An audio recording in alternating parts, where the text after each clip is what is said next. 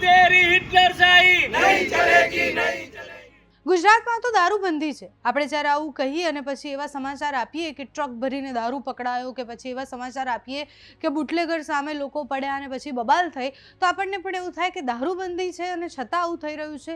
ચલો, એ બધું જ બરાબર છે, પણ જ્યારે કોઈ દારૂબંધી અત્યારે છે અને એની સામે અવાજ ઉઠાવે છે, તો એની સામે પોલીસ એક્શન લે, એટલે કે જે બુટલેગર છે એની સામે એક્શન લેવાની જગ્યાએ જે અવાજ ઉઠાવી રહ્યા છે એની સામે એક્શન લે, ત્યારે શું કરવાનું?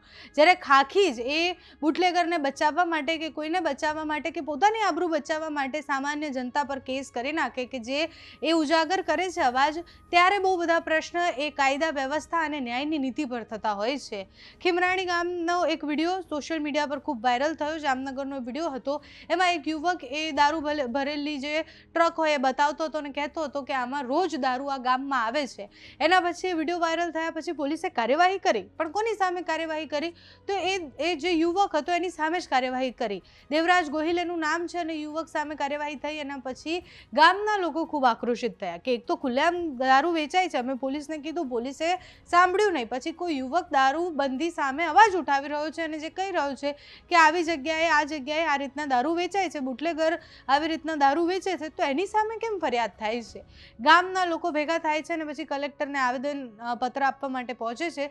કલેક્ટર કચેરીએ પહોંચેલા એ લોકો શું કહી રહ્યા છે, કેમ વિરોધ કરી રહ્યા છે અને પોલીસ સામે કયા સવાલો કરી રહ્યા છે તે સાંભળો. મારું નામ એડવોકેટ આનંદ ગોહિલ. આજે અમે ખીમરાણા ગામજનો દ્વારા કલેક્ટર સાહેબને આવેદનપત્ર આપેલ કે તારીખ 26/5/2026 ના રોજ દારૂ ભરેલી એક ઇનોવા ગાડી કે જે ખીમરાણા ગામે આવી અને અહીંયા અકસ્માત થાય છે સ્કૂલ આગળથી, તો આખું ગામ ભેગું થઈ જાય છે. એવામાં ગામનો યુવાન દેવરાજ ગોહિલ કે જે આવી અને એક વિડીયો બનાવે છે કે ભાઈ જો અવારનવાર આ ગાડીઓ અહીંથી નીકળે છે, આ ગાડીઓ બુટલેગરો અમારા અકસ્માત કરે છે અને દારૂની અવારનવાર હેરાફેરી કરે છે. ફક્ત એક આટલો જ વિડીયો બનાવે. તેવામાં પોલીસની છબી ખરડાડી એટલે બીજા દિવસે પોલીસ ખાતાએ એને ઉપાડી એના વિરુદ્ધમાં લૂંટ અને ફરજ રૂકાવટનો કેસ કરેલ. હવે જે આખું ગામ જ્યાં 500 થી 700 માણસ હાજર હોય, ત્યાં પોલીસ હાજર હોય, તો શું દારૂની લૂંટ કરી શકે? અને જે માણસ દારૂ માટે જનતા રેડ કરતો હોય અને આખા વિડીયામાં જોઈ શકો છો કે પોલીસ પણ અહીંયા છે, તોય પોલીસની છબી ખરડાની એટલે પોલીસે એના વિરુદ્ધ લૂંટ અને ફરજ રૂકાવટની ફરિયાદ કરેલ. બીજું, એને બીજે દિવસે પકડી અને એને હેરેસમેન્ટ કર્યું કે જો હજી તું આમાં માફીનો વિડીયો નહીં બનાવ તો અમે તને આઈજી આગળ લઈ જશું, તને મારશે અને તારા ભાઈ ઉપર ખોટા ગુના ફિટ કરી દેશે. એટલે ડરાવી ધમકાવી કસ્ટડીની અંદર એને હેરેસમેન્ટ કર્યો અને એને પર માફીનો વિડીયો મંગાવ્યો. એટલે આજે અમે કલેક્ટર સાહેબને એક આવેદનપત્ર આપીને કે ભાઈ આ ખોટી ફરિયાદ છે, તમે આની તપાસ કરો અને આના ઉપર તાત્કાલિક કાર્યવાહી કરો, કારણ કે આ નવયુવાન છે અને આશાસ્પદ યુવાનને આવી ખોટા ગુનામાં, ગંભીર ગુનામાં ફિટ કરી દીધેલ. તો આ દેશની અંદર લોકશાહી અને બંધારણમાં કોઈને બોલવાનો હક નથી. ફક્ત ખાલી કાલે એક ગામજનો આવવાના છે એવો ખાલી એક પોસ્ટ મૂકી એક સિક્કા ગામના દિનેશ રાઠોડે, તો દિલીપ રાઠોડે, તો એને અટાણે જ ઉપાડી ગયા છે.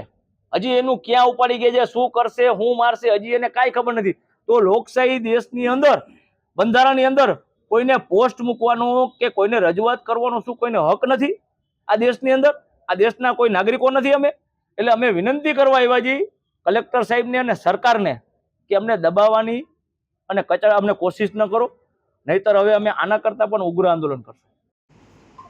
ત્યાં ખીમરાણા ગામેથી દારૂ ભરેલી ઇનોવા ગાડી અહીંયા અકસ્માત થયો, એટલે ત્યાંનો દારૂનો ડ્રાઈવર અને જે બુટલેગર એ ફરાર થઈ ગયો. અકસ્માત ઉપર લૂંટની ગુને ગામ આખું હાજર છે, પોલીસ હાજર છે અને એમ અમારા બગુલ કે તમે જે દારૂ છે ને એ લૂંટો.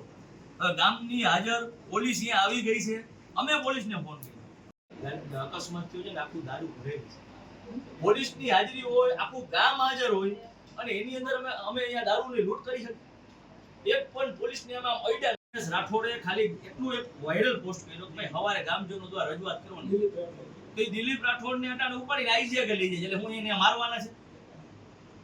આ કઈ જાતની લોકશાહી છે? આમાં કોઈને અવાજ ઉઠાવવાનો કોઈનો હક નથી? અમે અમારો અવાજ જેના આગળ મોતની આજીવન કેદની સજાની જોગવાઈ આવા ગંભીર ગુનાની અંદર આને ફિટ કરી નાખ્યું. જે આશાસ્પદ યુવાન છે, બીજું એને જામજોધપુર તાલુકાના મોટી કોકમાં અગાઉ એક દારૂની રેડ કરી, અને એને જ તમે એવી રીતે ફિટ કરો છો કે આ દારૂ લૂંટી લઈ જાય છે. બધી ગામજનો આખી બને એટલે અમે પછી આ ખોટી ફરિયાદ ત્યાંની તટસ્થ તપાસ તો કરો. આ લોકશાહીમાં કોઈને હક નહીં